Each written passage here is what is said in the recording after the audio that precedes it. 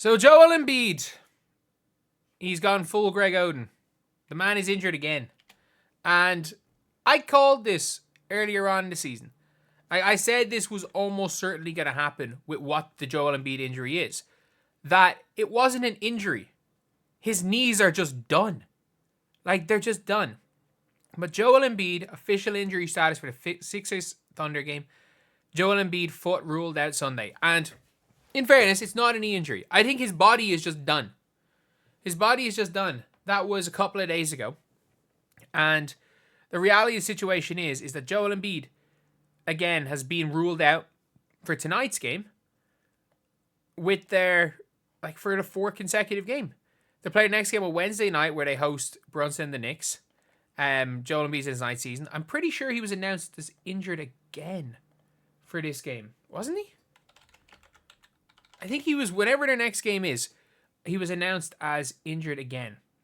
And at this stage, it's like, do you just shut him down for the season? Because you only have your pick if it's top six. You only have it if it's top six. You've already shut down Jared McCain for the season. You're 15-22. You have, 3 teams and 5 teams worse. You have the ninth worst record in the NBA.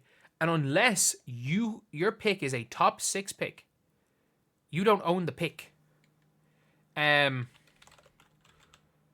wonder who actually owns that pick.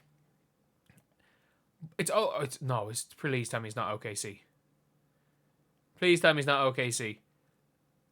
It's OKC. If the Sixers somehow get the 7th pick in the draft, if they somehow get pick number 7 in the draft, the pick goes to the Oklahoma City Thunder.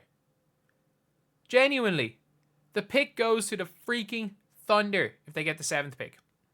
But, do you shut it down completely, or do you go for it and just give the Thunder your pick and get the 11th and 12th pick and just say, you know what? I don't know. Because they kind of might need a draft pick in this year's stacked draft. I'm sorry, this team could very much do with VJ Edgecombe. His team could do with Malawach off the bench. His team could do with a Yakushionis. They could do with these type of players, you know. This is a team that kind of needs... You kind of need quite a few players, and they're not going to be good for a while. They're genuinely, they are not going to be good for quite a while. And I don't know what they can do, but Joel Embiid, his body's just done. His body's just done. Apparently, he's got the nickname of Big Fella, but he's played 13 games this season. He's listed out for Tuesday's game against the Thunder. Yeah, so he's listed out for today's game against the Thunder, and he's played 13. He played 39 games last season. Joel Embiid, I repeat, out of the last... How many games have they played? They played 37 this year? So out of the last 30... They've played 37 plus 81, so they've played 118. Out of the last 118 games, Joel Embiid has played 42 or 52. 52 of the last 118 games. Played less than half of last season. He only played 66 games the year he won MVP. Played 68 the year before. Played 51 the year before that. It was a shortened season, though. Played 51 a shortened season, 64. And he played 31 his rookie year. The guy is barely able to play basketball anymore. And that's very unfortunate. Because Joel Embiid, look, whether you like Joel Embiid or not, he's a really good basketball player. But he's barely able to play the sport anymore. He's cooked. I'm sorry. Sometimes you just gotta admit, you're cooked. And Joel Embiid is cooked. I feel bad for Sixers fans because you're out here trying to support your team. You're trying to go and... trying to go honestly and be as good as possible. Not trying to lose. Not trying to tank. Since the process, the Sixers probably won't tank again.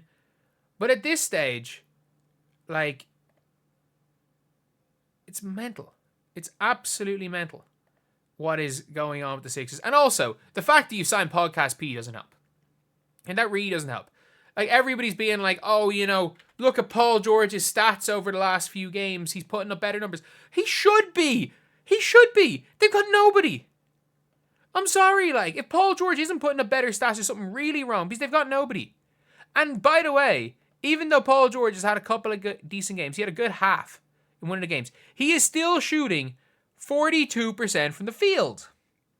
He's shooting 42% from the field, averaging 16 points per game, and is like less than a 1 to 2 assist to turnover ratio. Like, Paul George, the fact is that the Sixers, you can legitimately make the argument that the Sixers' second best player right now is Yabusele. Yabusele was playing for Real Madrid last year. And I get it. Real Madrid's still a ridiculously high level of ball, especially the team they had last year. They were, on paper anyway, one of the more stacked EuroLeague teams of all time. In practice, weren't as good, but on paper they were stacked. But, like, he is, honestly, like Joel Embiid, he's just cooked. And I don't want to say this. Like, I don't particularly like Joel Embiid, but at the same time, there's a difference between, like, liking the guy and just feeling a little bit of sympathy for the fact that he is officially just cooked. I don't know any other way to describe Joel Embiid right now other than using the word cooked.